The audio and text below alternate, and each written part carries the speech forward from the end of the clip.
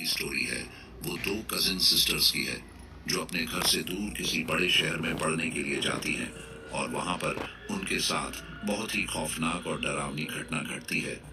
उन दोनों cousin sisters के लिए वो कुछ क्षण बहुत ही दर्द, पीड़ा और खौफ के मंजर के साथ गुजरते हैं। उन्होंने शायद यह कभी सपने में भी नहीं सोचा होगा कि जिस जगह पर वो पढ़ने के लिए आई है वहां पर उनके शरीर में कोई ऐसा साया घुस चुका है जो उनके पूरे करियर को खराब कर सकता है। आजकल के जमाने में आप देखते होंगे कि लड़कियां ज्यादा मेकअप करती है, खूब साजो श्रृंगार करती है और फिर उस साजो श्रृंगार के साथ यूं ही अकेले कहीं पर भी घूमने के लिए निकल जाती है और इसी का उन्हें बहुत बुरा खामियाजा भुगतना पड़ता है। साथियों में ऐसा नहीं कह रहा है कि श्रृंगार करना खराब बात है, बल्कि स्त्री के लिए तो उसका वो सबसे बड़ा गहना है और एक संपूर्ण स्त्री अपने पूरे श्रृंगार के साथ ही सुशोभित लगती है। लेकिन अगर वो मेकअप वगैरह करके किसी ऐसी जगह पर पहुंच जाती है जो बहुत ही शापित या खतरनाक जगह हो तो उन्हें लेने के देने पड़ सकते हैं। आज जिस लड़की की हम बात करने वाले हैं वो हॉस्टल में रहकर पढ़ाई किया करती है, लेकिन एक बार वो किसी पार्टी में शामिल होने के लिए अपने शरीर पर कुछ मेकअप वगैरह कर लेती है और उसी मेकअप की वजह से उसके साथ एक भयानक हादसा हो जाता है और उससे भयानक हादसे की चपेट में उसकी दूसरी कजिन सिस्टर भी आ जाती है। तो हमें ये जो कहानी शेयर की है वो उनकी कजिन सिस्टर ने शेयर की है। अब आगे की स्टोरी आप उस कजिन सिस्टर के नजरिए से सुनने वाले हैं। नमस्कार साथियों, मेरा नाम कविता है। मैं घर में सबसे छोटी हूँ तो बचपन से ही सबकी लाडली रही हूँ और खासकर मेरे पापा की तो मैं परी रही हूँ। 12वीं क्लास की पढ़ाई मैंने अपने गांव में ही की है। सरकारी स्कूल में ही पढ़कर मैंने काफी अच्छे नंबरों से 12वीं कक्षा पास की। घर वालों ने मुझे कहा है कि तुम्हें डॉक्टर बनना चाहिए और नीट की एग्जाम की तैयारी करनी चाहिए। लेकिन दोस्तों, मेरा सपना अलग था। मैं फैशन डिजाइनिंग में अपना करियर बनाना चाहती थी।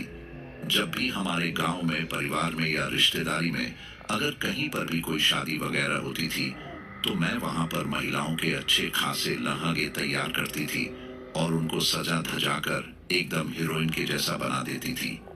मतलब आप समझ सकते हैं कि फैशन डिजाइनिंग का कीड़ा मुझे बचपन से ही लगा हुआ था। तो फिर मेरे इसी टैलेंट को देखते हुए घर वालों ने भी मेरे साथ कोई जोर जबरदस्ती नहीं की और मुझे कहा कि जिस चीज में तुम्हारी रुचि है तुम उसमें ही आगे बढ़ो। और उन्होंने कहा कि अब मुझे बड़े शहर में जाकर पढ़ाई करने चाहिए, क्योंकि हमारे गांव के अंदर इतनी सुख सुविधाएं नहीं थी कि मुझे वहां पर पढ़ाई का अच्छा माहौल मिल पाता। हमारे गांव के 20-25 किलोमीटर के एरिया तक में तो कोई गवर्नमेंट या प्राइवेट कॉलेज भी नहीं थी। तो मुझे पढ़ने के लिए भेजा गया मुंबई शहर। जी हाँ दोस्तों, वही सपनों का शहर जहाँ पर हर कोई अपनी किस्मत आजमाता है। लेकिन मैं यहाँ पर अपनी किस्मत आजमाने नहीं बल्कि अपनी मेहनत से अपने सपनों को पूरा करने आई थी। फैशन डिजाइनिंग के कोर्स के लिए मैंने यहाँ पर एक प्राइवेट कॉलेज में फर्स्ट ईयर में दाखिला लिया। फर्स्ट ईयर के बाकी लोगों की तरह मैं भी बहुत एक्साइटेड थी इस कॉलेज की नई नई दुनिया में। मेरा कॉलेज नवी मुंबई में था, जो कि मुंबई से ज्यादा दूर नहीं था। मैं कॉलेज के हॉस्टल में रहती थी। स्कूल के बाद घर से बाहर निकल के एक नए शहर में अपनों से दूर अकेले रहना मन को घबराहट और उत्साह दोनों से घेरे हुए था। और ऐसा होता ही है जब आप जवानी में होते हैं। कॉलेज के नए नए दोस्तों और इस नई जगह को देखकर मैं भी एक अलग ही उत्साह के साथ इस नए जीवन का आनंद उठा रही थी। हॉस्टल में रहने वाली लड़कियों से सिर्फ उनके गार्जियन ही मिलने आ सकते थे। चूंकि मेरा होम टाउन मुंबई से काफी दूर है तो माँ पापा का मुझसे मिलने आ पाना हमेशा मुमकिन नहीं था। इसलिए पापा ने मेरे लिए परमानेंट गार्जियन मेरी मामा जी की बेटी मोनिका को बना दिया, जो कि मुंबई में ही अंधेरी में एक बीटेक कॉलेज में फाइनल ईयर में थी। मोनिका मुझसे 3 साल बड़ी थी, लेकिन बचपन साथ में खेलने की वजह से मैं उसको दीदी नहीं बोलती थी, उसका नाम ही लेती थी। हम दोनों में बहनों वाला प्यार कम बल्कि दोस्ताना ज्यादा था। हम खुलकर एक दूसरे के साथ अपनी बातों को शेयर किया करते थे। हर महीने किसी एक वीकेंड में वह मुझसे मिलने चली आती थी।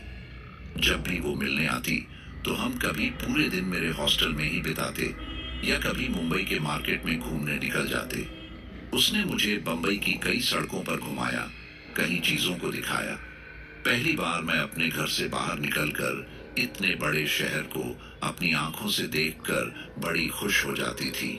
हम महीने में 1 या 2 बार सिनेमा देखने के लिए भी निकल जाया करते थे, और जब कभी ज्यादा रात हो जाया करती थी तो मैं उसके पास ही सो जाया करती थी, और अगर कभी वो मेरे हॉस्टल की तरफ घूमने के लिए आई हुई होती तो वो मेरे पास रुक जाया करती थी। हालांकि बंबई अपने आप में एक बहुत बड़ा शहर है, तो उसे मैं अभी भी पूरी तरह नहीं समझ पाई थी। तो जब कभी हम घूमकर जल्दी फ्री हो जाया करते थे तो वह मुझे अपने हॉस्टल तक छोड़कर जाया करती थी, क्योंकि मुझे अपना रास्ता मालूम नहीं रहता था। और फिर वो मुझे छोड़कर अकेले ही अपने हॉस्टल यानी अंधेरी के लिए निकल जाया करती थी। ऐसे बड़े ही अच्छे से हमारी लाइफ चल रही थी। लेकिन मैं उस दिन को कभी नहीं भूल सकती जब मेरी मोनिका के साथ ये भयानक हादसा हुआ था। मुझे आज भी याद है वह दिन जब मोनिका मेरे हॉस्टल आई थी। उसने मुझे बताया कि अगले हफ्ते उसके कॉलेज में उनकी फेयरवेल पार्टी है। चूंकि मैं फैशन डिजाइनिंग के कॉलेज में पढ़ने वाली स्टूडेंट थी, तो वह चाहती थी कि मैं उसे पार्टी में पहनने के लिए कोई अच्छा सा डिजाइनिंग ड्रेस उसे दूं। तो मैंने अपनी ही कॉलेज में अपनी एक सीनियर के लिए एक अच्छा सा गाउन तैयार किया था। तो मैंने अपने सीनियर से उस पार्टी गाउन को उसे लाकर दे दिया, जो बहुत ही खूबसूरत रेड कलर का पार्टी गाउन था, जिस पर नायलॉन फैब्रिक के बहुत से छोटे बड़े गुलाब के फूल बने हुए थे। मोनिका का रंग एकदम फेयर है, बड़ी बड़ी काली गहरी सुंदर आंखें, काले लंबे घने बाल। और उसकी खूबसूरती को देखकर मैंने उससे मजाक में कहा, अरे यार मोनिका, तुझे तो यहाँ पर पढ़ते हुए लगभग 4 साल हो गए। क्या बंबई में कभी कोई बॉयफ्रेंड सेट किया कि नहीं? कभी मुझे भी तो उनसे मिला, मैं भी तो देखूं कैसे है मेरे होने वाली जीजा जी। तो वो हंसती हुई कहती है, अरे नहीं यार कविता, मुझे इन 4 सालों में कभी टाइम ही नहीं मिल पाया। मैं तो बस अपनी पढ़ाई में ही लगी रही। कभी एग्जाम्स, कभी टेस्ट, कभी प्रैक्टिकल, और फिर ऊपर से इतना सारा प्रेशर कि कहीं कुछ और सोचने का टाइम ही नहीं मिला। तो मैं कहती हूँ, अरे कम से कम कॉलेज में तो कोई होगा ही जो तुम्हारे ऊपर लट्टू होगा। अच्छा अच्छा शर्माओ मत, मुझे बता दो, मैं किसी को नहीं कहूंगी। मोनिका कहती है, अरे यार कॉलेज की तो बात ही मत कर, वहां पर मैं अकेली ही लड़की थोड़ी ना हूँ। वहां पर तो सभी लड़कियां बन ठन करके घूमती हैं। तो सभी लड़के ऐसे ही एक दूसरे पर नैन मटकाते हुए घूमते रहते हैं। अब वहां पर पता ही नहीं चल पाता कि कौन लड़का किस पर लट्टू है। हाँ, 1-2 लड़के हैं क्लास में जिनसे मेरी अच्छी बातचीत होती है, लेकिन मैंने कभी इस ओर ध्यान ही नहीं दिया कि वो मुझे पसंद करता है या नहीं करता है। लेकिन अच्छा, तुम बताओ, तुम्हें भी तो यहाँ आए हुए अब 2 महीने हो चुके हैं, क्या किसी से बातचीत हुई? तो मैंने कहा, अरे बिल्कुल नहीं यार। हाँ, लड़कियों से बातचीत होती है, लेकिन कोई लड़का वगैरह नहीं मिला। अभी जब तुमसे ही 4 साल में कोई सेट नहीं हुआ, तो मुझसे 2 महीने में ही कैसे उम्मीद कर सकती हो? अच्छा, बातें तो ऐसे ही चलती रहेंगी। तुम जल्दी से इस गाउन को पहनकर ट्राई कर लो। अगर ये तुम्हारे सेट हो जाता है तो तुम अपनी पार्टी में पहन लेना, वरना फिर मैं दूसरा कोई जुगाड़ करूं। जब उसने वह पार्टी गाउन ट्राई करने के लिए पहना तो वह एकदम सिंड्रेला लग रही थी। तो मैंने उससे कहा, क्या बात है मोनिका, तुम तो इसमें जबरदस्त बोल्ड लग रही हो। 4 साल में भले ही तुम्हारे ऊपर कोई लट्टू नहीं हुआ हो, लेकिन तुम्हें इस ड्रेस में देखकर तुम्हारे ऊपर 4 सेकंड में ही कॉलेज के सारे लड़के लटट्टू हो जाएंगे। सच कहूं, उस पर वह ड्रेस एकदम फिटिंग की थी, इसलिए वो उसे लेकर अपने साथ कॉलेज लेकर चली गई। हॉस्टल की सभी लड़कियां रोज दोपहर में खाना खाने कॉलेज से हॉस्टल आती थी। क्योंकि हमारा कॉलेज हॉस्टल से थोड़ा दूरी पर था, तो इसीलिए हॉस्टल पहुंचने में हमें 15 मिनट लग जाते थे। उस दिन भी रोज की तरह मैं अपने सहेलियों के साथ दोपहर में हॉस्टल खाना खाने के लिए आई थी। खाना खाने के बाद मैं अपने रूम में थोड़ी देर आराम करने के लिए चली गई। तभी मेरी एक फ्रेंड, जो मेरे ही रूम से 2 रूम छोड़कर रहती थी, मेरे पास चिल्लाते हुए आई, सुनाई नहीं दे रहा है क्या? कब से तुझे वार्डन मैम बुला रही हैं? मैं थक गई थी, इसीलिए शायद मुझे नींद आ गई थी। मैंने बिस्तर पर लेटे लेटे ही उससे कहा, क्यों चिल्ला रही है, कौन मर गया? उसने मेरे सिर पर मारते हुए कहा, बेवकूफ, उल्टा ही बोलेगी, तुझे वार्डन मैम बुला रही हैं। तो मैंने मुंह बिगाड़ते हुए कहा, क्यों, क्या हो गया? मुझे ही बुलाया है या किसी और को भी बुलाया है? तो उसने कहा, नहीं, सिर्फ तुझे ही बुलाया है। वह ये कहते हुए अपने रूम में चली गई। क्योंकि उस समय काफी लड़कियां हॉस्टल में अब भी एडमिशन ले रही थी, तो उसके चलते मैम उन लड़कियों को किसी न किसी लड़की के साथ शिफ्ट करने के लिए कह देती थी।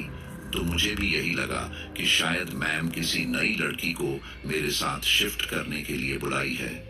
तो मैंने भी मन मारते हुए सोचा कि चलो, अब बुलाई है तो जाना पड़ेगा ही। मैंने वार्डन के रूम के बाहर खड़े होकर कहा, मे आई कम इन मैम? वार्डन ने अंदर से ही पूछा, कौन है? मैंने कहा, मैम, मैं कविता बोल रही हूँ, आपने मुझे बुलाया था। फिर से वार्डन की अंदर से आवाज आई, हाँ कविता, रुको, मैं अभी आ रही हूँ। मैं वही वार्डन के रूम के बाहर दरवाजे के सामने खड़ी हो गई। थोड़ी देर बाद वार्डन बाहर आई और उन्होंने मुझे बताया कि मेरे घर से फोन आया था, कुछ जरूरी बात करनी थी। मैंने पूछा, क्या मेरी मम्मी पापा का फोन आया था मैम? तो उन्होंने बताया कि नहीं, तुम्हारे मामा जी का फोन आया था। उन्होंने कहा, यहाँ कुर्सी पर बैठ जाओ, अभी थोड़ी देर बाद वह दोबारा कॉल करेंगे। मैं वहां बैठकर कॉल का इंतजार करने लगी और यह सोचने लगी कि मामा जी का फोन क्यों आया होगा मेरे पास, वह तो कभी कॉल नहीं करते। तभी फोन की घंटी बजी। मैंने सामने वाले को सुने बिना ही फोन उठाते ही कहा, हेलो मामा जी, प्रणाम। सामने फोन से मामी जी ने बोला, हेलो कविता, खुश रहो बेटा, मैं मामी बोल रही हूँ। मामी की आवाज सुनकर मैंने बोला, मामी प्रणाम, कैसे हैं आप सब? तो मामी ने कहा, हम लोग यहाँ पर सब ठीक हैं, तुम ठीक हो ना? तो मैंने कहा, हाँ मामी, मैं ठीक हूँ, बताइए क्या बात करनी थी? फिर जो मामी जी ने बताया उसे सुनकर मैं हैरान और परेशान दोनों हो गई। उन्होंने मुझे कहा कि मोनिका की तबीयत खराब हो गई है और उसे मुंबई के मैक्स हॉस्पिटल एडमिट किया है। उन्होंने वार्डन से बात कर ली है, तो मैं आज रात मोनिका के पास हॉस्पिटल में रुक जाऊं। कल सुबह होते ही मामा जी वहां पहुंच जाएंगे, वह यहाँ से मुंबई के लिए चल दिए हैं। बाकी पूछने पर भी उन्होंने ज्यादा कुछ नहीं बताया, बस कहा कि मैं अभी हॉस्पिटल के लिए निकल पड़ूं। मोनिका की तबीयत खराब होने की बात सुनकर मैंने मामी से कहा कि आप परेशान मत होइए, मैं अभी हॉस्पिटल के लिए निकलती हूँ। लेकिन अब जो बात मुझे हैरान कर रही थी वह यह कि अचानक से मोनिका को क्या हुआ होगा। वह कल ही तो मेरे पास गाउन लेने के लिए आई थी और उस समय वो बिल्कुल सही लग रही थी और मेरे से हंस हंस कर बातचीत कर रही थी। और फिर कल शाम को फेयरवेल पार्टी होने के बाद भी उसने फोन करके नहीं बताया कि उसे कुछ हो गया है। फिर अचानक से आज उसकी तबीयत खराब कैसे हो सकती है? और वैसे भी आज शाम को हम मिलने ही वाले थे, क्योंकि वो मुझे गाउन को वापस लौटाने आने वाली थी। लेकिन उससे पहले ही मेरे पास मामी जी का फोन आ जाता है। मैंने सोचा वह तो वहां पहुंचकर पता ही चल जाएगा, लेकिन अब मैं परेशान इस बात से हो गई कि मैं हॉस्पिटल कैसे जाऊंगी, क्योंकि मैक्स हॉस्पिटल कहाँ है ये मुझे नहीं पता था। क्योंकि मेन हॉस्टल में रहती थी तो हमें ज्यादा आउटिंग नहीं मिलती थी। मैं केवल मोनिका के साथ ही मुंबई घूमने के लिए जाती थी और मुझे खुद अपने हॉस्टल का रास्ता मालूम नहीं होता था, तो वो मुझे खुद ही अपने हॉस्टल छोड़ने आती थी। केवल अपना कॉलेज, अपना हॉस्टल और थोड़ी बहुत छोटी मोटी जगह जो मुझे मोनिका ने बताई थी, उसके अलावा ज्यादा कुछ नहीं जानती थी। मैंने मामी जी को हॉस्पिटल जाने के लिए हाँ तो बोल दिया था, पर अब कैसे जाऊं, कहां से जाऊं, पता नहीं था। मैं ये सोचते सोचते अपने रूम की तरफ जाने लगी। तभी वार्डन मैम ने पीछे से आवाज लगाई, कविता सुनो, थोड़ी देर में तैयार हो जाओ, मैं उसी तरफ जा रही हूँ जहाँ हॉस्पिटल है, तो मैं तुम्हें वहां छोड़ दूंगी। वार्डन मैम की बात सुनते ही मैं खुश हो गई। मुझे लगा कि मैं तो मन में सोच रही थी, मैम ने क्या मेरी मन की बात सुन ली। मैंने तुरंत उनसे कहा, थैंक यू मैम, मैं अभी रेडी होकर आती हूँ। मैं तैयार होकर मैम के पास आ गई और फिर हम उनकी स्कूटी में हॉस्टल से निकल पड़े हॉस्पिटल के लिए। मैक्स हॉस्पिटल के सामने मैम ने मुझे उतारा और वहां से अपने काम के लिए चली गई। मैं अब हॉस्पिटल के सामने खड़ी थी जहां मोनिका एडमिट थी। मैं एकटुक वहीं खड़े हॉस्पिटल को घूरने लगी और पता नहीं क्यों मेरे मन में अजीब अजीब से ख्याल आने लगे। 2 से 4 मिनट हुए होंगे कि तभी एक अंकल जो अपनी गाड़ी वहां पार्क करना चाह रहे थे, उन्होंने हॉर्न बजाए जिसकी आवाज से मेरा ध्यान वहां से हट गया। मैंने उन अंकल को सॉरी बोला और हॉस्पिटल के अंदर चली गई। रिसेप्शन में जाकर मैंने रिसेप्शनिस्ट से पूछा कि मोनिका नाम की पेशेंट किस रूम में है। उसने कहा, वेट में अभी चेक करके बताती हूँ। मैंने कहा ओके। थोड़ी देर बाद रिसेप्शनिस्ट ने बताया कि पेशेंट को जनरल वार्ड में शिफ्ट किया हुआ है जो हॉस्पिटल के 1st फ्लोर में है। उसके बाद जब मैं मोनिका के पास पहुंची तो जो मैंने देखा वह कभी भी भूल नहीं सकी। यह बेहद डरावना क्षण था और भगवान करे आखिरी अनुभव हो। मोनिका को चारों तरफ से उसके फ्रेंड्स ने घेरा हुआ था। उन लोगों के साथ वहां मोनिका की वार्डन और 2 डॉक्टर भी खड़े थे। इतने लोगों की वजह से मुझे मोनिका दिखाई नहीं दे रही थी, लेकिन जो आवाज मैं सुन रही थी उससे मेरे रोंगटे खड़े हो गए। मैं जनरल वार्ड के दरवाजे पर ही खड़ी थी और मोनिका जोर जोर से चिल्ला रही थी, लेकिन वह आवाज मोनिका की नहीं थी। ऐसा लग रहा था जैसे कोई आदमी चिल्ला रहा है। मैं डरते डरते उस भीड़ में शामिल हो गई। तब मोनिका की एक फ्रेंड जो मुझे जानती थी, उनका नाम रचना दीदी था, उनकी नजर मुझ पर पड़ी। उन्होंने मुझे देखते ही उस भीड़ में आगे आने को कहा। मैं धीरे धीरे आगे को गई तो देखा कि मोनिका अस्पताल के बेड पर जोर जोर से उछल रही थी। शायद उसे फिट्स आ रहे थे। वहीं वार्डन और दोनों डॉक्टर्स उसके हाथ पांव पकड़ने की कोशिश कर रहे थे, लेकिन वह बेकाबू होती जा रही थी। तभी एक नर्स ने उसे बेहोशी का इंजेक्शन दिया और थोड़ी देर में मोनिका बेहोश होकर सो गई। मैं बहुत डर गई थी और मोनिका को ऐसे देखकर मुझे रोना आ गया। तब रचना दी मुझे समझाती हुई मेरे पीठ पर हाथ फेरने लगी और कही, क्या हो गया बच्चा, क्यों रो रही है? अरे सब ठीक हो जाएगा, परेशान मत हो, डॉक्टर है ना, यहाँ पर सब ठीक कर देंगे। तब मैंने उनसे पूछा, रचना दी क्या हो गया मोनिका को, और वो ऐसी अजीब अजीब सी आवाजें क्यों निकाल रही है? तब उन्होंने कहा, पता नहीं कविता, कुछ समझ नहीं आ रहा कि क्या हो गया है इसे। कल पार्टी थी और पार्टी में जाने तक तो ये ठीक थी, फिर अचानक पार्टी में इसकी तबीयत खराब हो गई। तब मैं इसे इसके रूम पर छोड़कर पार्टी में चली गई, लेकिन जब वापस आए तब देखा कि इसकी तबीयत और भी ज्यादा खराब हो गई थी। फिर वार्डन मैम को बताकर हम इसे हॉस्पिटल ले आए, लेकिन यहाँ डॉक्टर कह रहे हैं कि इसकी सभी रिपोर्ट सही हैं। फिर भी पता नहीं इसे ऐसे फीड्स क्यों आ रहे हैं। शायद किसी बात की टेंशन से हो रहा है, इसीलिए इसके नर्वस सिस्टम का भी स्कैनिंग हुआ है। रिपोर्ट्स सुबह तक आएंगी तभी कुछ पता चलेगा।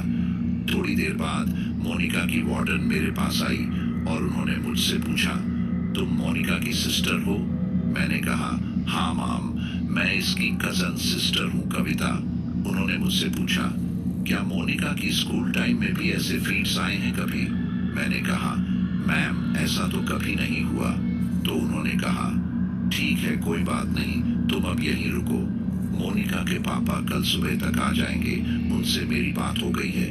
उन्होंने अपने हाथ की घड़ी देखते हुए कहा, अब हम सब लोग जा रहे हैं, तुम ध्यान रखना इसका।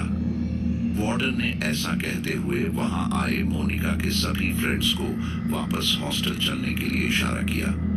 थोड़ी देर बाद वहां से सभी लोग जा चुके थे और रात के 8:15 हुए थे। मैं मोनिका के बगल में एक कुर्सी पर बैठ गई। वहीं बैठे बैठे मुझे आंख लग गई और जब आंख खुली तब रात के 10 बज गए थे। अब मुझे बहुत भूख लग रही थी। मैंने देखा कि मोनिका अभी भी सोई है, शायद इंजेक्शन का असर था। मैं कुछ खाने के लिए नीचे रिसेप्शन में गई। वहां एक कैंटीन थी जो बंद होने वाली थी। मैंने वहां बैठे एक आदमी से बोला, भैया कुछ खाने को है? उसने कहा कि मैडम अभी तो कुछ भी नहीं है, कल सुबह मिलेगा। मैंने पूछा, क्या चिप्स के पैकेट भी नहीं है? उसने कहा, हाँ चिप्स है। तब मैंने उससे 10-10 रुपए के 2 पैकेट चिप्स के ले लिए, लेकिन वह चिप्स मुझे बिल्कुल नहीं पसंद थे। पर क्या करती, भूख बहुत तेज लगी थी, कुछ न कुछ तो खाना ही था। मैं दोनों पैकेट लेकर वापस मोनिका के पास जाकर बैठ गई। मैंने एक पैकेट चिप्स खाने के लिए खोला, पर खाते ही मुझे खांसी आने लगी। वहां पर उस वार्ड में एक आंटी जी जो मोनिका के एक बेड छोड़कर दूसरे बेड पर लेटी थी। उन्होंने मुझे पानी पीने के लिए अपनी एक बोतल दी। मैंने उनसे पानी की बोतल लेकर एक घूंट पानी पिया और वापस वो बोतल उनको दे दी। तब आंटी जी ने मुझसे पूछा, यह तुम्हारी बहन है क्या? मैंने कहा, जी आंटी जी, कजिन सिस्टर है। उसके बाद वह बोली, एक बात बोलूं बेटा, इसका इलाज ये डॉक्टर के पास नहीं है। मुझे तो लग रहा है कि इसके ऊपर किसी का साया पड़ गया है। एक तो मोनिका की वह अजीब अजीब सी आवाज निकालना मेरे दिमाग से निकल नहीं रहा था, और ऊपर से उन आंटी जी ने ऐसी बातें करके मुझे और भी डरा दिया। अभी तो पूरी रात बाकी थी मुझे मोनिका के साथ ही उस हॉस्पिटल में वह रात बितानी थी। कुर्सी पर बैठे बैठे अब मेरे कमर में दर्द होने लगा था। मैं बस यही सोच रही थी कि कहीं से लेटने के लिए कोई बेड मिल जाए, पर उस जनरल वार्ड में 4 ही बेड लगे थे जो सिर्फ पेशेंट के लिए थे। तो मुझे मजबूरन वहां पर कुर्सी पर ही बैठना पड़ा, क्योंकि और कोई ऑप्शन था भी नहीं। मैं बैठे बैठे ही वहां पर ऊँघ रही थी और पूरी तरह नींद भी नहीं ले पा रही थी। ऐसे करते करते ही रात के करीब 12 बज जाते हैं। मैं अपनी कमर दर्द की वजह से कभी कुर्सी में बैठ जाती तो कभी उठकर खड़ी हो जाती। आंटी जी भी सो चुकी थी। मुझे प्यास लगने लगी, तब मैं वार्ड से बाहर निकलकर हॉस्पिटल के वाटर कूलर के पास पानी पीने के लिए गई। तभी मुझे गुर्राने की आवाज सुनाई देने लगी। मैं दौड़कर वापस मोनिका के पास पहुंची तो देखा कि मोनिका अपने बेड पर पालथी मारकर बैठी हुई है और उसने अपनी गर्दन नीचे को झुका रखा है। अब मैंने उसकी ये हालत देखी तो मैं अंदर से पूरी तरह डर गई। मुझे कभी भी ऐसी चीजों का कोई अनुभव नहीं था, तो वहां खड़े खड़े ही मेरे हाथ पैर कांपने लगे। जिस मोनिका से मैं खूब खिलखिलाकर हंसी मजाक किया करती थी, उस मोनिका के सामने अब खड़े होने में भी मेरे पसीने छूट रहे थे। उससे बात करने की हिम्मत नहीं हो रही थी, लेकिन वहां पर मेरे अलावा और था भी कौन जो उससे बात करता। तो मैं हिम्मत करके डरते डरते उसके पास गई और पूछा, क्या हुआ मोनिका? मोनिका ने कोई जवाब नहीं दिया। वह अब भी नीचे ही देख रही थी। मैंने पूछा, कुछ चाहिए मोनिका? चिप्स खाएगी क्या? मोनिका ने अभी कोई जवाब नहीं दिया और उसका ऐसे चुप होकर लगातार अपनी गर्दन को नीचे करके देखना मुझे डरा रहा था। अब मैंने बहुत हिम्मत करके उसके कंधे पर हाथ रखा और पूछा, मोनिका, तबीयत ठीक है ना तेरी? तभी मैंने गौर किया कि वह कुछ बड़बड़ा रही थी, पर मुझे कुछ साफ सुनाई नहीं दे रहा था। अब मैंने थोड़ी तेज आवाज में उससे पूछा, क्या हुआ मोनिका, क्या बोल रही है? मेरे तेज आवाज में बोलने पर उसकी बड़बड़ाहट और भी तेज हो गई। अब मुझे साफ सुनाई दे रहा था कि वह क्या बोल रही थी, लेकिन वह जो बोल रही थी वह समझ में नहीं आ रहा था। मैंने कांपती आवाज में उससे 2 कदम पीछे हटकर कहा, मोनिका, मोनिका क्या बोल रही है? और उसके मुंह से आवाज आ रही थी, इनाको ने पानिया आई रूर रूर, आई रूर रूर, इनाको ने पानिया आई रूर रूर, आई रूर रूर। ऐसा बोलते हुए वह जोर जोर से हिलने लगी। उसकी आवाज से वहां पर बाकी लोग जो सोए थे वह भी उठ गए। मैं दौड़कर नर्स को बुलाने के लिए भागी, पर शायद नर्स को भी उसकी आवाज सुनाई दे रही थी, इसीलिए वह मुझे वार्ड के दरवाजे पर ही मिल गई। मैंने कहा, नर्स देखो, पता नहीं क्या हो गया है मोनिका को। उसने मोनिका को देखा और तुरंत डॉक्टर को बुलाने के लिए गई। थोड़ी देर बाद डॉक्टर आए और उनके साथ एक कंपाउंडर भी था। नर्स और कंपाउंडर ने मिलकर मोनिका के हाथ पांव पकड़े और डॉक्टर ने फिर से मोनिका को एनेस्थीसिया का इंजेक्शन लगा दिया। इंजेक्शन लगते ही मोनिका फिर से बेहोश हो गई। मैंने डॉक्टर से पूछा, सर क्या हुआ है इसे, ये ऐसा क्यों कर रही है? डॉक्टर ने बताया कि मोनिका की बाकी रिपोर्ट्स तो सही है, पर फिर भी जैसा वो कर रही है इसकी वजह दिमागी टेंशन भी हो सकती है। उन्होंने बताया कि वार्डन बता रही थी कि मोनिका के कॉलेज में कैंपस सिलेक्शन के लिए कंपनियां आ रही हैं और शायद इसी बात की उसे टेंशन हो गई है, पर वह सुबह रिपोर्ट के आने के बाद ही बता सकते हैं कि फाइनली उसे हुआ क्या है। तभी एक अंकल डॉक्टर के पास आए और उनसे बोले, सर क्या आप इस लड़की को किसी दूसरे वार्ड में शिफ्ट कर सकते हैं? मेरी वाइफ हार्ट पेशेंट है और यह लड़की जब भी होश में आ रही है तो जोर जोर से चिल्ला रही है, जिसके वजह से मेरी वाइफ का बीपी हाई हो रहा है। प्लीज आप इसे किसी दूसरे वार्ड में शिफ्ट कर दीजिए। बाकी पेशेंट्स को सिर्फ एक पेशेंट की वजह से प्रॉब्लम फेस करनी पड़ रही है। तो डॉक्टर ने उन्हें कहा, देखते हैं क्या कर सकते हैं, और ऐसा कहकर वहां से चले गए। थोड़ी देर बाद डू वार्ड बॉय वहां मोनिका को दूसरे वार्ड में शिफ्ट करने के लिए आ गए। वो मोनिका को बेड से उठाकर स्ट्रेचर पर लेटाने लगे। मैंने पूछा, भैया कहाँ ले जा रहे हैं आप इसे? एक वार्ड बॉय ने कहा, बगल वाले वार्ड में शिफ्ट कर रहे हैं, यहाँ बाकियों को डिस्टर्ब हो रहा है। उन लोगों ने उसे उठाया और दूसरे वार्ड में ले जाकर लेटा दिया, फिर वहां से चले गए। अब उस वार्ड में केवल मैं और मोनिका ही थे। वहां वो जिस बेड में लेटी थी उसके अलावा 2 बेड और थे जो खाली थे। मैं अपने मन में सोचने लगी कि वाह क्या किस्मत है। अभी थोड़ी देर पहले ही मैं सोच रही थी कि कहीं से कोई बेड मिल जाता, और मिल भी गया। लेकिन अब ये बेड मेरे लिए बेकार है, क्योंकि उस वार्ड में मोनिका के साथ सोना मेरे लिए अकेले भूतिया मूवी देखने के बराबर था, और उस कमरे में रुकना भी मुझे यथोचित नहीं लग रहा था। इसलिए मैं उस कमरे में नहीं रुकी और बाहर रखे बेंच पर बैठ गई। मैं सोने की कोशिश कर रही थी कि शायद नींद आ जाए और यह भयानक रात कट जाए, लेकिन खाली पेट किसे नींद आती है। डर और भूख के मारे नींद तो छूमंतर हो गई थी। बस अब मैं भगवान से एक ही चीज मना रही थी कि मोनिका को अब सुबह से पहले होश ना आए। मैं बार बार अपनी घड़ी देखती, फिर मोनिका को देखती और फिर खड़े होकर इधर उधर टहलने लगती। समय कट ही नहीं रहा था, ऐसा लग रहा था मानो रात खत्म होने को ही नहीं है। मैंने अपने कान में एयरफोन लगाए और हनुमान चालीसा लगाकर वही बेंच पर बैठ गई। 2 से 3 बार हनुमान चालीसा रिपीट करने के बाद मुझे नींद आ गई, और जब सुबह आंख खुली तो करीब सुबह के 4:15 हो गए थे।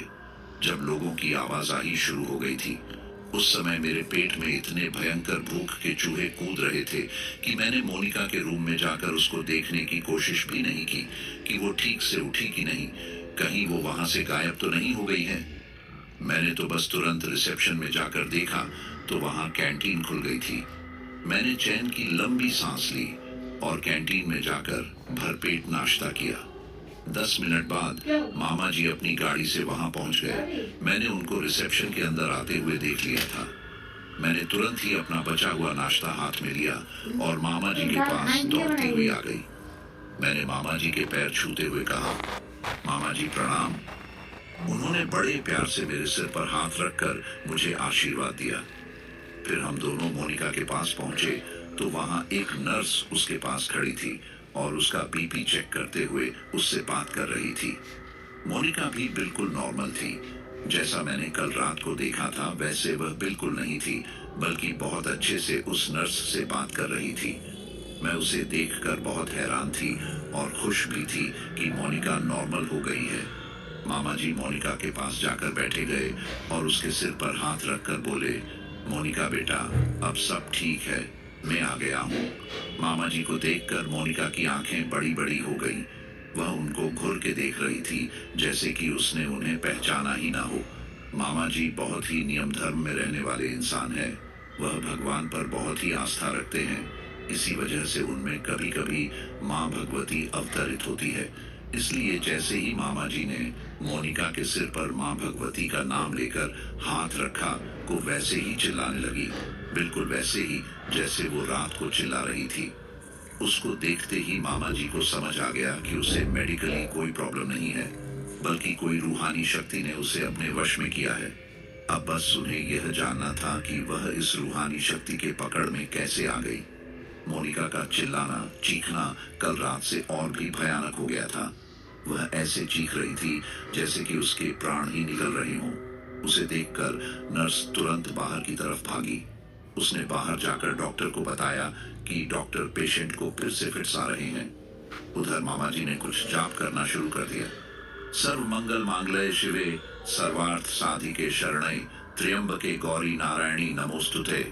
जाप करते हुए मामा जी ने तुरंत अपनी जेब से एक डब्बी निकाली और उसे खोलकर उन्होंने मोनिका के माथे पर माँ भगवती का विभूत लगाया। विभूत के लगते ही मोनिका का चीखना चिल्लाना धीरे धीरे कम होने लगा। डॉक्टर यह देखकर अचंभित तो थे, लेकिन वह कुछ बोले नहीं।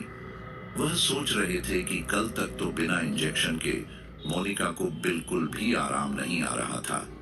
तो फिर इसके पापा ने ऐसा क्या किया कि वह बिना इंजेक्शन के ही सो गई।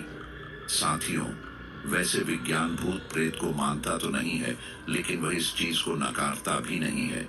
लिखित में ना सही, पर वैज्ञानिकों को भी किसी न किसी तरीके से इस शक्ति की अनुभूति जरूर हुई है। पैरानॉर्मल एक्टिविटी सेंटर यह साबित भी कर चुकी है कि अगर धरती पर इंसान है तो कोई हिडन ताकत भी है, और इंसान उस अदृश्य शक्ति को भगवान के नाम से जानती है। तो यहाँ इस धरती पर एक ऐसी शक्ति और है जिसे हम नकारात्मक शक्ति यानी भूत भी कह सकते हैं। भूत यानी एक ऐसी अतृप्त आत्मा है जो इस धरती में विचरण करती है। डॉक्टर ने मामा जी से कहा, मैं आ ही रहा था इंजेक्शन लेकर। तो मामा जी ने कहा, कोई बात नहीं डॉक्टर जी, अभी सो गई है। अगर इसके सारे टेस्ट हो गए हैं तो क्या मैं इसकी टेस्ट की रिपोर्ट जान सकता हूँ?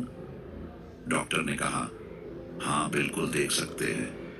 डॉक्टर ने मामा जी को रिपोर्ट्स दिखाते हुए कहा, वैसे तो रिपोर्ट में कुछ भी नहीं आया है, सब नॉर्मल है। शायद हो सकता है इसे कोई टेंशन हो दिमागी, इसीलिए ऐसे फिट्स आ रहे हैं। अक्सर देखा जाता है कि बच्चे एग्जाम्स के दौरान काफी टेंशन ले लेते हैं और इस वजह से उन्हें सिर दर्द, बुखार, उल्टी या कभी कभी फिट्स आने लगते हैं।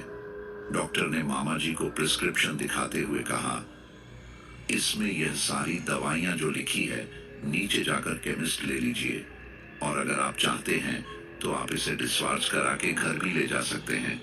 और रिपोर्ट्स की फाइल मामा जी को देकर डॉक्टर वहां से चले गए। मामा जी ने मुझसे कहा, कविता बेटा तुम यहाँ बैठो, मैं अभी नीचे जाकर डिस्चार्ज की फॉर्मेलिटी पूरी करके आता हूँ। मुझे मोनिका के पास बैठने को कहकर वो वहां से नीचे चले गए। डिस्चार्ज की फॉर्मेलिटी पूरी होने में 1.5 घंटा लग गया और तब तक मोनिका को होश आ गया था, लेकिन वो एकदम नॉर्मल थी और मुझसे बिल्कुल वैसे ही बात कर रही थी जैसे पहले करती थी। मैंने भी उससे नॉर्मल होकर बात कर रही थी, लेकिन मन ही मन में बहुत डर रही थी कि मोनिका को दोबारा से वैसे फिट्स आने ना शुरू हो जाए। लेकिन उसे दोबारा फिट्स नहीं आए और हम लोग उसे डिस्चार्ज कराकर उसके साथ उसके कॉलेज चले गए। वहां जाकर मामा जी ने कॉलेज के गेस्ट हाउस में एक रूम की बुकिंग कराई और मोनिका के साथ वहां 2 दिन के लिए स्टे किया, ये जानने के लिए कि फेयरवेल पार्टी के दिन उसके साथ ऐसा क्या हुआ कि उसकी तबीयत इतनी खराब हो गई। मामा जी ने खाना ऑर्डर किया और खाना खिलाकर मोनिका को डॉक्टर की दी हुई दवाइयां दी और उसे खाकर मोनिका को नींद आ गई। उसके बाद मामा जी ने मोनिका की रूम पार्टनर मोहिनी दी को फोन किया और उनसे मिलने के लिए कॉलेज की कैंटीन में उन्हें बुलाया। मामा जी ने मुझसे कहा, कविता तुम यहीं रुको, मैं मोहिनी से मिलकर आता हूँ। लेकिन मैंने मामा जी से साथ चलने के लिए रिक्वेस्ट करते हुए कहा, नहीं मामा जी मैं भी आपके साथ चलूंगी, मुझे अकेले डर लगेगा। तो मामा जी ने मेरे सिर पर हाथ रखते हुए कहा, अरे तू तो बहादुर बच्चा है, जब हॉस्पिटल में पूरी रात अकेली रह ली तो अब क्यों डर रही है? मैंने दोबारा उनसे जोर देते हुए कहा, नहीं मामा जी प्लीज मैं भी आपके साथ चलूंगी, प्लीज। तो उन्होंने कहा, ठीक है फिर चलो, मोनिका भी सोई हुई है लेकिन जल्दी आ जाएंगे। फिर हम दोनों कैंटीन के लिए निकल पड़े। वहां पहुंचकर देखा कि मोहिनी दी के साथ रचना दी भी थी। उन लोगों ने वहां 4 सीट वाली टेबल बुक कर रखी थी। हम वहां जाकर उनके साथ बैठ गए और रचना दी उठकर गई और 4 प्लेट समोसे लेकर आई। मामा जी ने शर्मिंदा होते हुए कहा, अरे इसकी कोई जरूरत नहीं थी, हम लोग नाश्ता करके आए हैं। तो रचना दीदी ने कहा, अरे कोई बात नहीं अंकल, हम लोगों को भी भूख लगी थी तो हम लोग भी आप लोगों के साथ नाश्ता कर लेंगे। ये सोचकर मैं समोसे लेकर आ गई, और वैसे भी एक समोसे से कुछ नहीं होता है। रचना दी ने मामा जी की तरफ समोसे की प्लेट बढ़ा दी, और मुझे तो समोसे भरे पेट में भी खाने को मिल जाए तो भी मैं मना नहीं करती। तो मैंने समोसे की प्लेट रचना दी के देने से पहले ही खुद अपनी तरफ बढ़ा ली। मामा जी ने समोसा नहीं खाया क्योंकि उन्हें मोनिका की चिंता हो रही थी कि कहीं वह उठ ना जाए। इसीलिए वो जिस काम से आए थे उसके लिए मोहिनी दी से पूछें, मोहिनी तुम तो मोनिका की रूममेट हो, तो तुम्हें पता होगा कि मोनिका की तबीयत कैसे खराब हुई। क्योंकि डॉक्टर के हिसाब से उसकी सभी रिपोर्ट नॉर्मल है, पर मुझे लगता है कि इस पर हवा पानी का असर है। मोहिनी दी ने नासमझ भाव में पूछा, हवा पानी का असर मतलब कहना क्या चाहते हैं? तो रचना दी ने बीच में ही मोहिनी दी का हाथ दबाते हुए कहा, मतलब अंकल जी, आप यह कहना चाहते हैं कि मोनिका के ऊपर कोई भूत प्रेत चढ़ गया है? तो मामा जी ने अपने विश्वास पर दृढ़ता दिखाते हुए कहा, मैं निश्चित तौर पर तो नहीं कह सकता हूँ, पर जहाँ तक मेरा अनुभव है मुझे तो ऐसा ही लग रहा है। बाकी तो दवाइयाँ अपना काम करती रहेंगी, और अगर मेरा शक इस तरफ गया है तो मैं अपना प्रयत्न भी करके देखता हूँ, शायद मेरी प्रार्थना काम आ जाए। मोनिका को तो तुम देख ही चुकी हो, कितनी बुरी हालत हो गई है उसकी। 2 दिन में सूख कर कांटा हो गई है। आंखों के नीचे इतने डार्क सर्कल मैंने आज तक नहीं देखे उसके। ऐसे अचानक से ऐसी कौन सी बीमारी हो गई, मुझे तो समझ नहीं आ रहा। ऐसा कहते हुए मामा जी की आवाज में उदासीनता छा गई। मोहिनी दी ने हैरानी जताते हुए कहा, अंकल जी, 4 साल पूरे होने को है बीटेक के, लेकिन आज तक मोनिका को नॉर्मल सर्दी जुकाम के अलावा कुछ नहीं हुआ। उसकी ऐसी हालत तो हम भी पहली बार ही देख रहे हैं। फिर मामा जी ने उन लोगों से पूछा कि क्या वह बता सकते हैं कि मोनिका की तबीयत एग्जैक्ट किस दिन बिगड़ी। तब मोहिनी दी ने बताया कि पार्टी में जाने से पहले तो वो बिल्कुल ठीक थी। इनफैक्ट जब तक वो लोग ब्यूटी पार्लर में थे तब भी वह ठीक थी, पर पार्लर से जब सब कॉलेज पहुंचे तब वो बोली कि उसके सिर में दर्द हो रहा है। तो बीच में ही बोलते हुए रचना दी ने कहा, हाँ अंकल जी, वह मेरे पास हिस्प्रिन लेने भी आई थी। अब मामा जी ने आगे जानने की उत्सुकता जताते हुए पूछा, अच्छा फिर क्या हुआ? रचना दी ने कहा, फिर मैंने उसे डिस्प्रिन तो दे दी, लेकिन उससे कहा कि वह उसे अभी न खाए, पार्टी में कुछ खा ले, उसके बाद ही खाना। उसके बाद हम लोग पार्टी में चले गए। मामा जी उनकी बातें ध्यान से सुन रहे थे। फिर मामा जी ने पूछा कि आप लोग पार्लर क्यों गए थे? क्या पार्लर कैंपस के अंदर ही है? तब मोहिनी दी ने बोला, नहीं अंकल, पार्लर कैंपस में नहीं है। एक्चुअली हम सब ने सोचा था कि पार्टी में तैयार होने के लिए हम लोग ब्यूटी पार्लर जाएंगे। इसमें कुछ लड़कियां तो तैयार हो गई, लेकिन कुछ यही रुक गई। तो हम 7 लड़कियां पार्लर के लिए चली गई। उसमें मोनिका, मेन, रचना, रिद्धि, श्वेता, नताशा और अदिति थी। लेकिन अंकल, हम सब जल्दी आ गए थे, करीबन 7 बजे के आसपास। तब मामा जी ने पूछा, 7 बजे? क्या शाम के वक्त की बात है? रचना दी ने कहा, जी अंकल, एक्चुअली पार्टी शाम की थी, इसीलिए। अब मामा जी को कुछ कुछ समझ में आने लगा कि क्या हुआ होगा।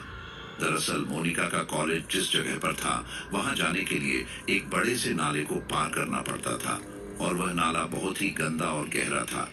वहां के कुछ लोग जो वहां स्थायी रूप से रहते थे अपनी नजर टोट के उतार कर उस नाले में डाल दिया करते थे। मामा जी को भी समझ में आने लगा था कि शायद उस नाले को पार करते वक्त मोनिका के ऊपर वह प्रेत सवार हो गया।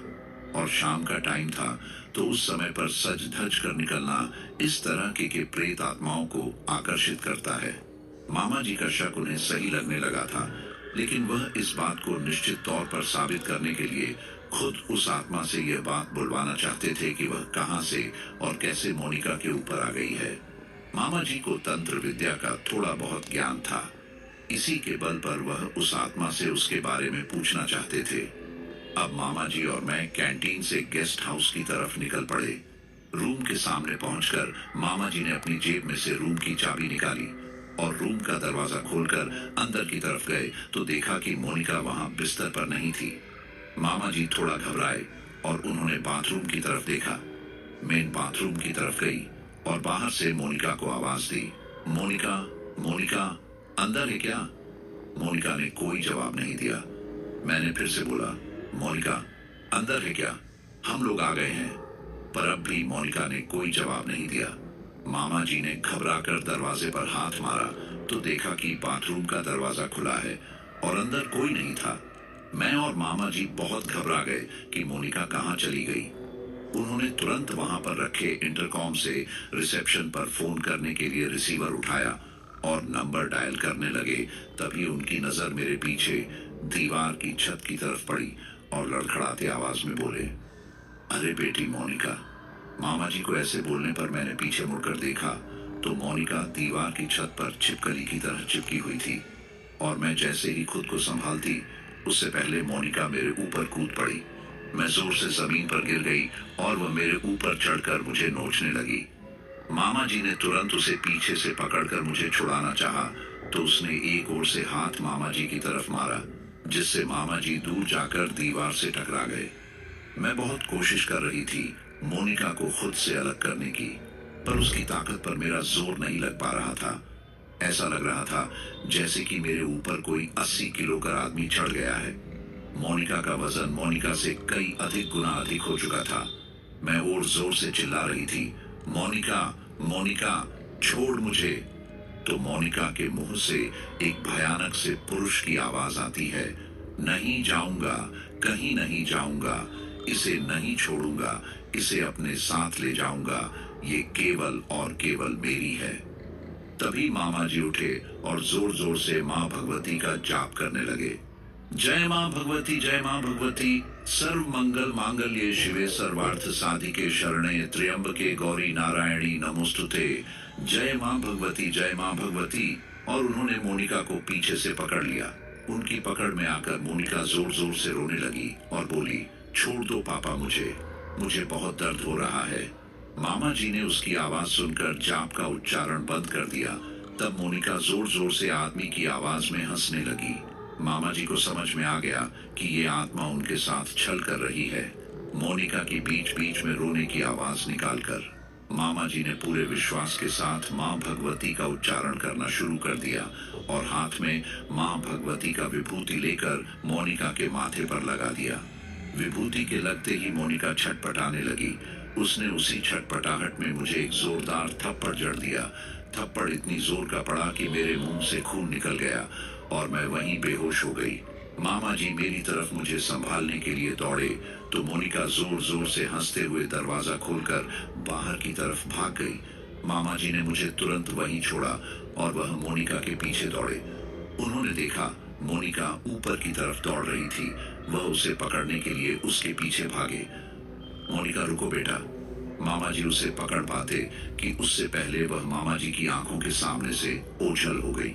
थोड़ी देर में पीछे से मामा जी को गेस्ट हाउस के मैनेजर ने आवाज लगाई, सर आप कहाँ जा रहे हैं?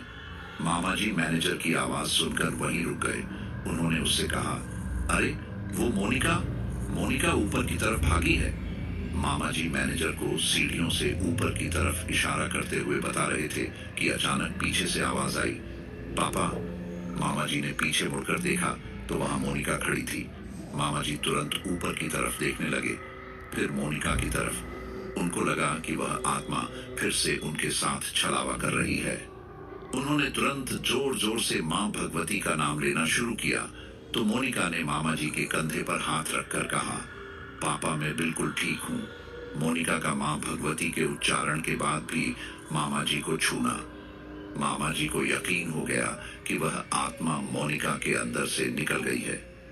मामा जी ने तुरंत मोनिका को गले से लगा लिया और उसके सिर पर माँ भगवती का नाम लेकर हाथ रखा। अब मोनिका बिल्कुल ठीक थी। फिर वह दोनों ऊपर रूम में आ गए। वहां मैं अभी जमीन पर बेहोश पड़ी थी। मामा जी और मोनिका ने मुझे उठाकर बिस्तर पर लेटा दिया। मैं दिन भर बेहोश पड़ी रही। शाम को मामा जी ने मुझे उठाना चाहा, पर मैं बहुत तेज बुखार में थी। मोनिका ने मेरे माथे पर ठंडी पट्टी करी। फिर रात का खाना खाकर मोनिका मेरे बगल में आकर सो गई। मामा जी भी वहीं कुर्सी पर बैठे बैठे सो गए थे। आधी रात को कुछ गुनगुनाने की आहट से मामा जी की नींद खुली। उन्होंने आधी खुली आंखों से देखा कि मैं दीवार की तरफ मुंह कर अपना सर दीवार पर पटक रही थी। मामा जी ने तुरंत मुझे आवाज दी, कविता। मामा जी की आवाज सुनकर मैंने अपना सिर पटकना रोक दिया और दीवार की तरफ मुंह करे बैठी रही। मामा जी ने पूछा, क्या हुआ?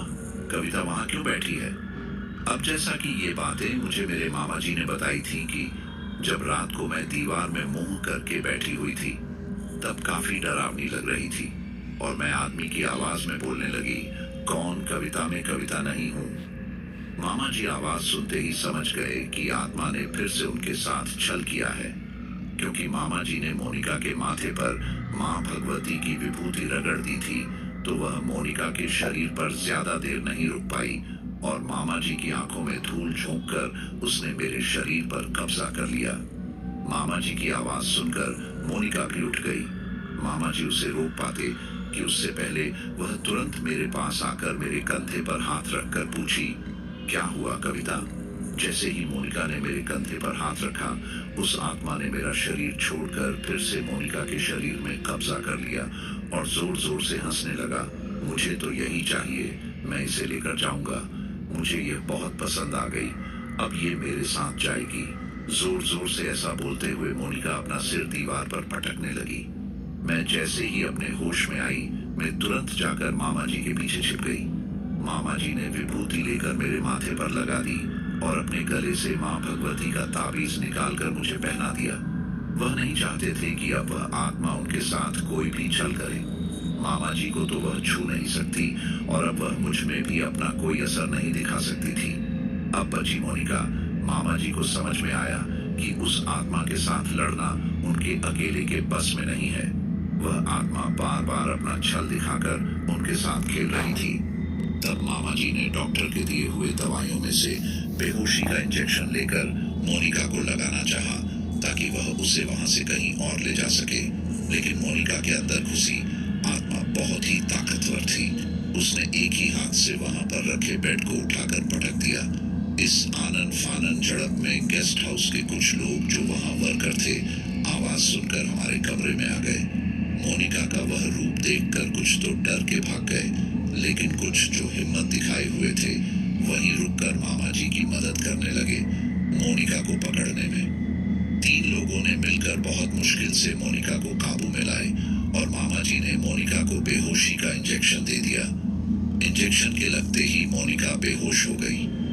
मामा जी ने 2 आदमियों की मदद से मोनिका को गाड़ी में बिठाया और मुझसे कहा कि मैं तुरंत सामान लेकर गाड़ी में आ जाऊं।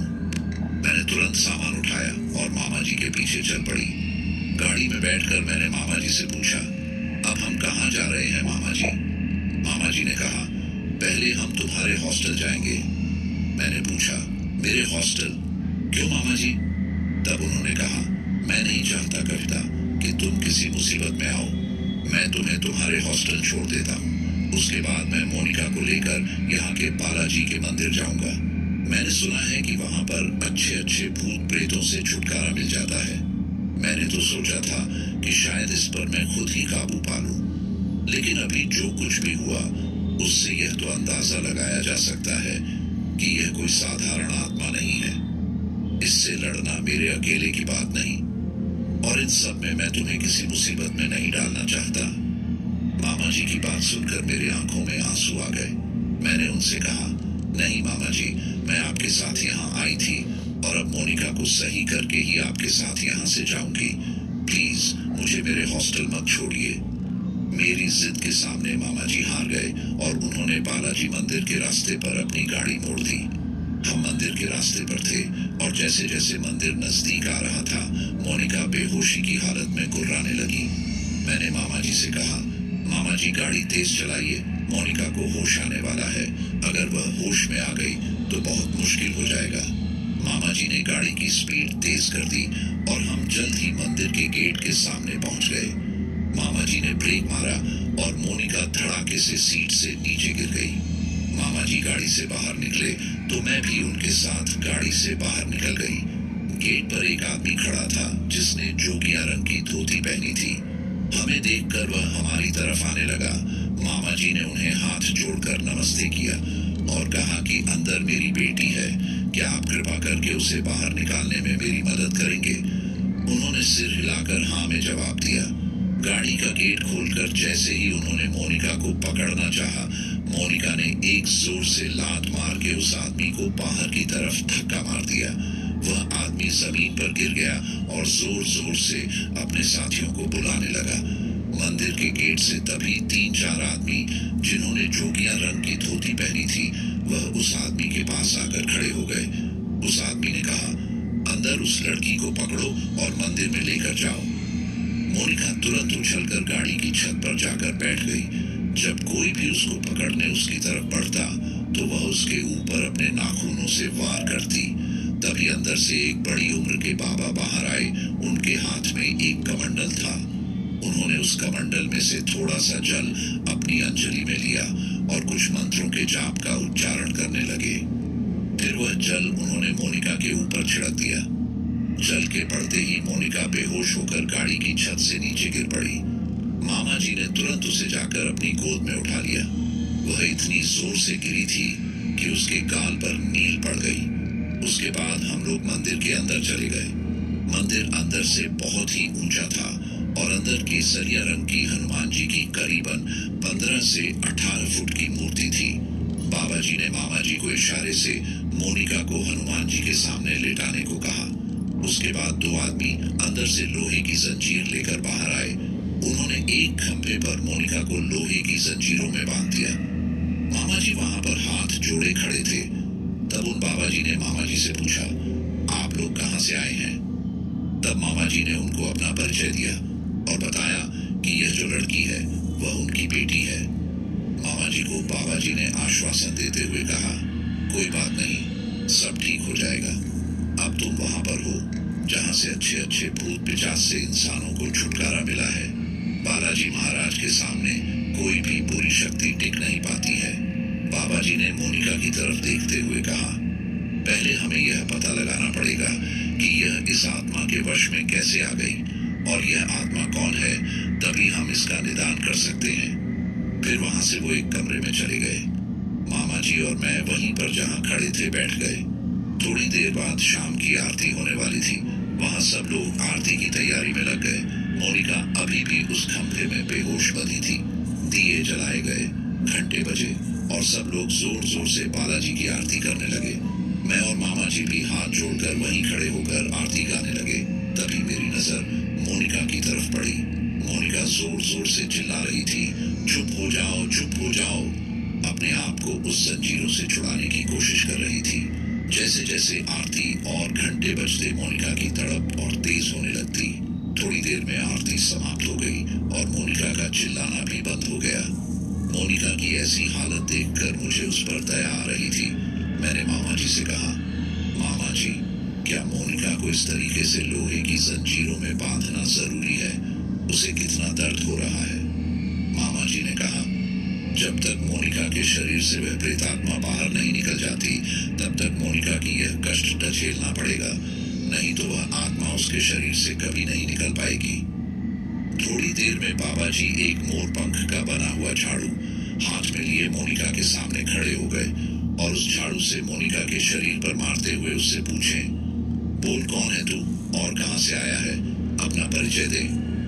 बाबा जी के पूछने पर मोनिका आदमी की आवाज में जोर जोर से चिल्लाने लगी और बोली, नहीं बताऊंगा, बिल्कुल नहीं बताऊंगा। तब बाबा जी ने कमंडल में से जल निकालकर मोनिका के ऊपर डाला। जल के पड़ते ही मोनिका रोने लगी और मामा जी की तरफ देखकर बोली, पापा मुझे छुड़ाओ, बहुत दर्द हो रहा है पापा। फिर वह मुझसे बोली, कविता बचा मुझे बहन। मामा जी ने मुझे मेरा हाथ पकड़कर अपना सिरना में हिलाते हुए मना किया। मैं वहीं चुपचाप बैठी रही। फिर बाबा जी ने मोनिका के चारों ओर राख से गोल घेरा बनाया और उसके सामने पालथी मारकर बैठ गए।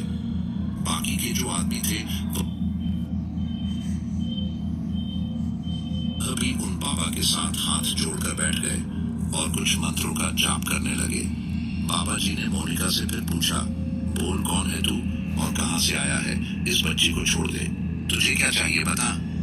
बाबा जी के बार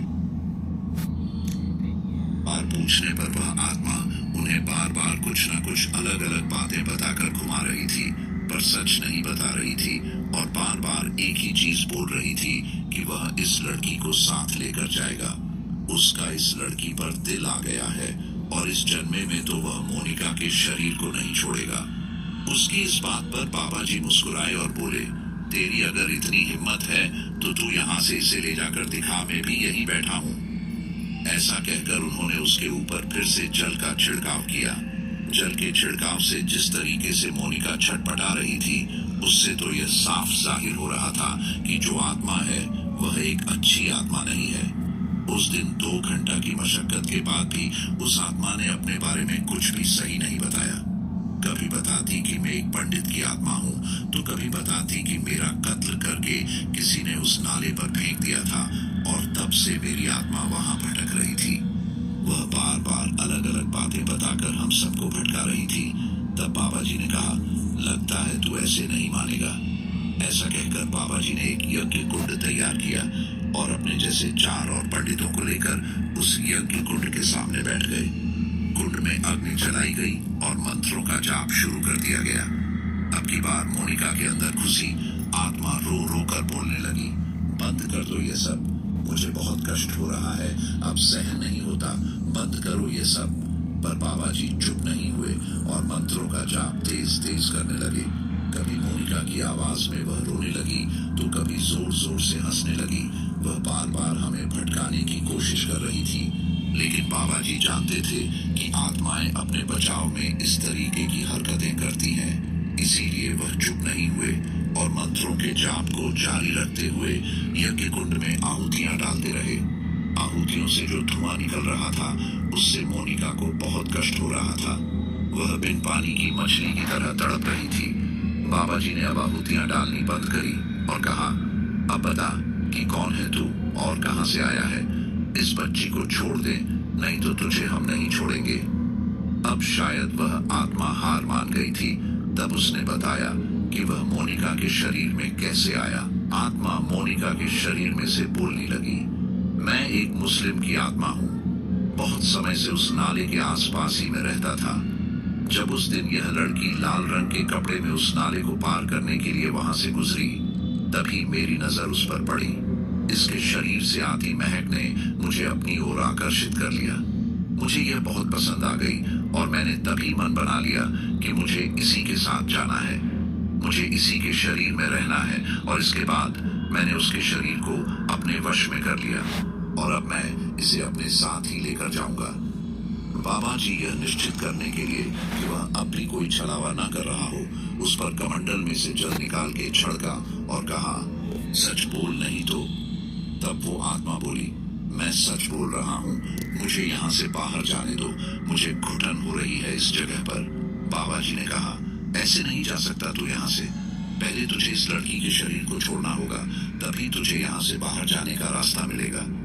तब वह आत्मा शैतानी हंसी में बोला, अगर मैं इसे छोड़ता हूँ तो तुम मुझे क्या दोगे। बाबा जी बोले, बोल तुझे क्या चाहिए, तुझे जो चाहिए वह मिलेगा, लेकिन इस लड़की को छोड़ना पड़ेगा तुझे। आत्मा बोली, मुझे गाय का गोश्त चाहिए। बाबा ने कहा, मुझे पता था कि तू अपनी शैतानी चाल चलेगा, तुझे मालूम है कि हम ब्राह्मण हैं और हम तुझे गाय का गोश्त नहीं दे सकते, इसीलिए तू हमसे यह मांग रहा है, पर तेरी चाल मेरे सामने नहीं चलेगी। ये कहते हुए बाबा जी ने वहां रखे हुए लोहे के चाबुक पर विभूति रगड़ी और चाबुक से मोनिका के ऊपर वार करने लगे। मोनिका कभी अपनी आवाज में रोती तो कभी उस आत्मा की आवाज में। जब भी वह अपनी आवाज में रोती तो वह मामा जी और मुझसे मदद की गुहार लगाती। मुझसे यह सब नहीं देखा जा रहा था। मैं उठकर मंदिर के उस कमरे से बाहर चली गई और बाहर जाकर रोने लगी। तभी एक आंटी जी ने मेरे कंधे पर हाथ रखकर मुझसे कहा, बेटा परेशान मत हो, बाबा जी सब ठीक कर देंगे। मेरे बेटे को भी एक आत्मा ने पकड़ रखा था, पर यहाँ आकर बाबा जी ने उसे ठीक कर दिया। बालाजी महाराज में बहुत शक्ति है, उन पर विश्वास रख। उनकी बात सुनकर मुझे थोड़ा संतोष हुआ। फिर मैं मंदिर के बाहर लगी पानी की टंकी में जाकर अपना मुंह धोने लगी। मुंह धोते समय मुझे पता ही नहीं चला कि कब वह ताबीज जो मामा जी ने मुझे दिया था वह टूट के कहीं गिर गया था। मैं फिर मंदिर के अंदर आ गई। अंदर क्या हो रहा था अब मुझे नहीं पता चला रहा था।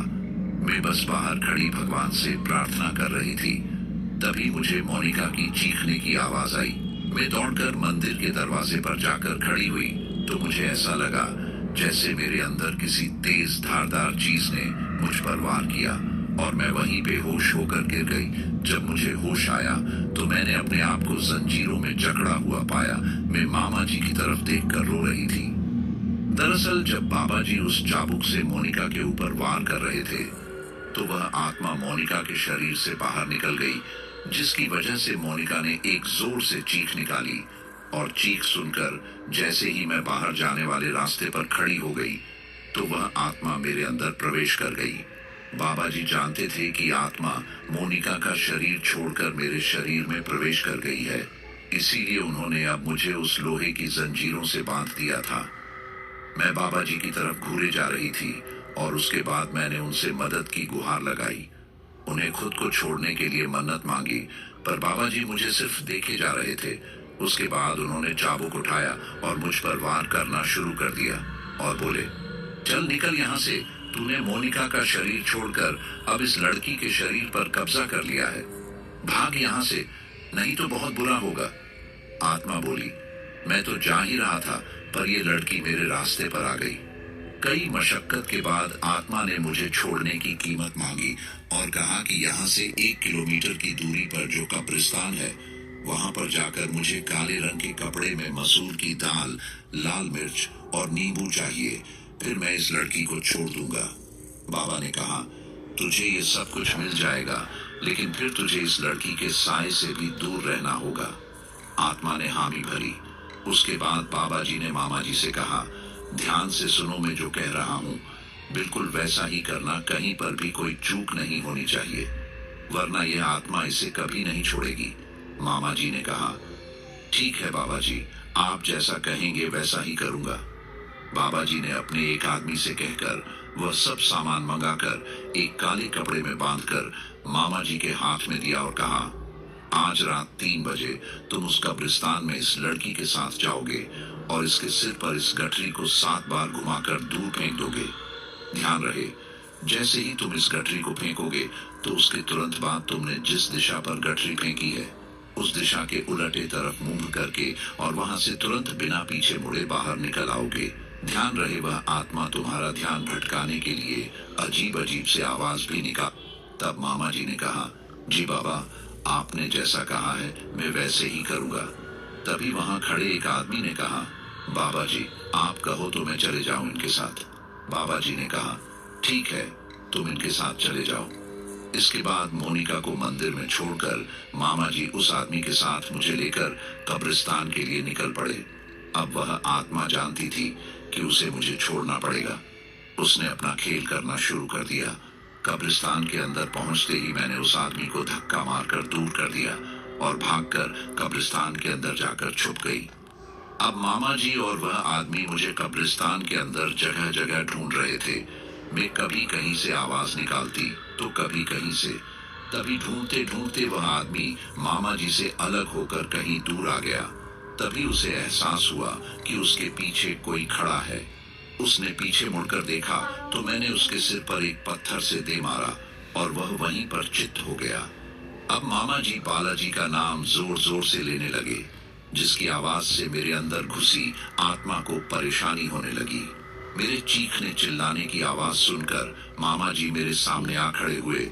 अब उन्होंने माँ भगवती की विभूति निकालकर मेरे ऊपर, वह जमीन पर पड़ा हुआ है और उनके सिर से खून निकल रहा था। मामा जी ने जाकर उस आदमी को उठाने की कोशिश करी। वह मरा तो नहीं था, लेकिन चोट इतनी तेज थी कि वह बेहोश हो गया था। मामा जी ने तुरंत उसकी जेब से उसका मोबाइल निकाला और बाबा जी को फोन किया और कहा, बाबा जी आप कृपया करके यहाँ आ जाइए, यहाँ सब कुछ गड़बड़ हो गई है। मामा जी ने उन्हें सब कुछ बताते हुए कब्रिस्तान पर बुलाने के लिए आग्रह किया। बाबा जी ने फोन में ही कहा, ठीक है, मैं अभी आ रहा हूँ। थोड़ी देर बाद 2 आदमियों के साथ बाबा जी वहां पहुंचे। अजी, ये सब इतनी जल्दी हो गया कि हमें कुछ समझ में ही नहीं आया। तभी बाबा जी के साथ आए हुए 2 आदमियों ने उस चोटिल आदमी को उठाकर गाड़ी में बिठा दिया और गाड़ी के बाहर से मंत्रों से गंगा जल का छिड़काव किया। फिर वह बाबा जी के साथ मिलकर मुझे ढूंढने लगे। बाबा जी ने वहीं पर जहां वह खड़े थे चौकड़ी लगाकर बैठ गए और कुछ मंत्रों का जाप करने लगे। मंत्रों की ध्वनि से मेरे अंदर प्रवेश आत्मा विचलित होने लगी और अजीब अजीब सी आवाजें निकालने लगी। आवाज जिस तरफ से आ रही थी, बाबा जी ने मामा जी और बाकी 2 आदमियों को वहां जाकर मुझे पकड़ने का आदेश दिया। मंत्रों के जाप से मेरे अंदर प्रवेश की हुई आत्मा की शक्ति क्षीण हो रही थी। इस वजह से उन लोगों ने मुझे पकड़ लिया। उसके बाद बाबा जी के कहे मुताबिक मामा जी ने उस काले रंग की पोटली को मेरे सिर के ऊपर से 7 बार घुमाकर दूर फेंक दिया और तुरंत उसकी उल्टी दिशा में पलटकर वहां से बाहर निकलने लगे। मुझे बाबा जी के उन आदमियों ने पकड़ा हुआ था और वह आत्मा मेरे अंदर से बाहर निकल गई। आत्मा के बाहर निकलते ही मैं बेहोश होकर गिर गई। प्रेतात्मा पीछे से अजीब अजीब से आवाजें निकालकर हमारा ध्यान भटकाने लगी थी, लेकिन बाबा जी के कहे अनुसार उनमें से किसी ने भी पीछे मुड़कर नहीं देखा और मामा जी मुझे गोद में उठाकर उस कब्रिस्तान से बाहर की तरफ भागने लगे। बाहर निकलते ही वह सब मुझे लेकर गाड़ी में बैठ गए और मामा जी ने तुरंत गाड़ी स्टार्ट करके बालाजी मंदिर की तरफ गाड़ी को मोड़ दिया। थोड़ी देर में हम सब बालाजी मंदिर पहुंच गए थे। मैं अब भी बेहोश पड़ी थी। सुबह जब आंख खुली तो मंदिर की घंटी बज रही थी, आरती हो रही थी और एक बेड पर मैं लेटी हुई थी। मेरे सामने मोनिका बैठी हुई थी। उसे देखकर मैं उठकर बैठ गई। सुबह की किरणें इतनी सुंदर थी कि वह पिछली रात के भयानक अंधेरे को काटती हुई सामने रखी बालाजी की मूर्ति के दर्शन करा रही थी। मैंने हाथ जोड़कर बालाजी महाराज को प्रणाम किया और बाबा जी का जब कभी भी अपने हॉस्टल से बाहर निकलो तो शाम के वक्त मेकअप और परफ्यूम वगैरह करके मत निकलना। अगर जरूरत पड़ भी जाए तो किसी बंद गाड़ी में ही ट्रैवल करना। और उनकी इस सलाह को हमने जीवन भर याद रखा।